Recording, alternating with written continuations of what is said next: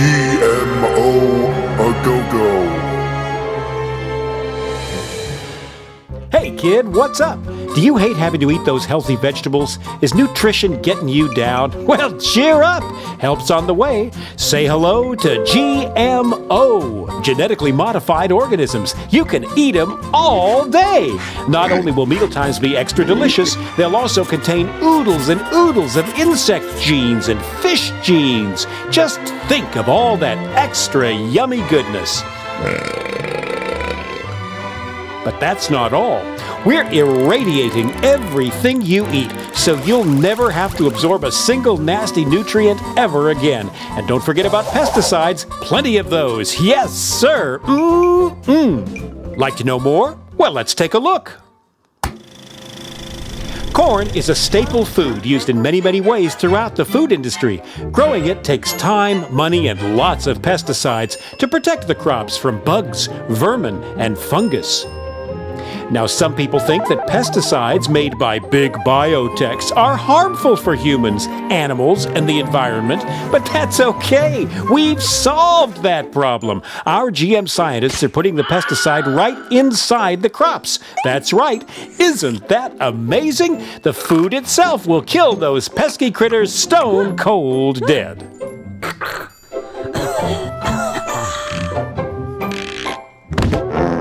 Now, some people are worried about the bees dying off. Busy bees pollinate billions of dollars worth of crops, vegetables, fruit, flowers, you name it. But some insects are just plain greedy.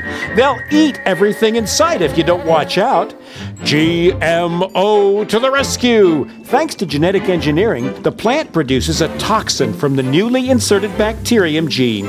The toxin kills insects, but not humans.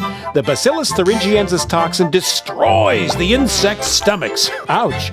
We have absolutely no testing results to prove that these are safe, but they are. Trust us. We care. And because the pesticides are already growing right inside the crop, GM plants can withstand more weed killer than the old-fashioned organic crops. No weeds, no bugs. More food, more profit. What's not to like? But that GMO goodness isn't just about corn. There's rice, soybeans, cotton, alfalfa, soybeans, papaya, soybeans, oilseed rape. Is that all? Not on your life.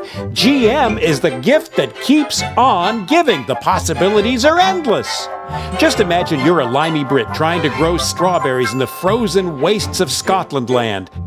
Well, in the future, why not insert a gene from a codfish who's built to thrive in the icy North Atlantic? Result, frost-resistant strawberries. Wow, I want it now. The effects of GMO food on humans aren't as tried and tested as we'd like, but there are much more important things that need our attention right away. The population is exploding. How will we feed everyone? We need food security, and we need it now. But just because tests on rats eating genetically modified potatoes showed them growing slower after 2 or 3 generations and developing fertility problems, and some organ development issues, some goody two-shoes scientists and whiny campaigners worry that that might happen to humans too. Well, let's wait and see. In the meantime, the biotech companies can rake in the profits that will fund more exciting GMO experiments. We love farms. We love them so much, we want them all. We want to persuade every potential partner farmer to forget all about that silly organic farming and get with us on the GMO bandwagon. Whenever we change the natural gene sequence of any plant, we get a patent ASAP. It's our invention after all. Hey, the new GMO plants are our intellectual property. We aim to achieve total control of the seed. Got an organic farm nearby? Great! Soon everything you grow will be enhanced by the altered genes from our GM crops. Isn't nature wonderful? And what better way to spread the GMO goodness around than the wind? Accidental cross-pollination isn't our problem, and it's no excuse for profit loss.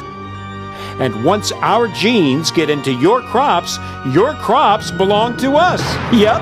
Well, it's our technology. If you're going to use it, you've got to pay. We don't care how it got there. When we own the food, we will own life. So those naughty farmers better not save their seeds for next year's crop. If they do, we'll know. We'll tie up farmers for years in the courts. Farmers will just have to buy more seeds next year, and more pesticides too. It's win-win all around. If you want to fight us, we might just take your farm as a settlement. But we're human. Just. Thanks, Mother Nature, but we'll take it from here.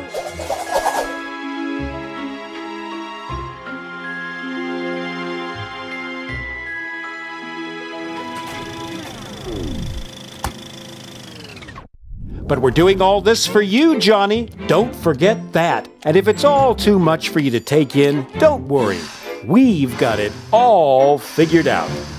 By the time you're a teenager, it'll be GMO a go-go. We just need to make sure that our army of lobbyists keep GMO labeling off any products. Why spoil consumers with unnecessary choices after all? And if old Farmer Joe decides to fight us, we have a ready-made network waiting to take care of him. Can you say revolving door? Yep.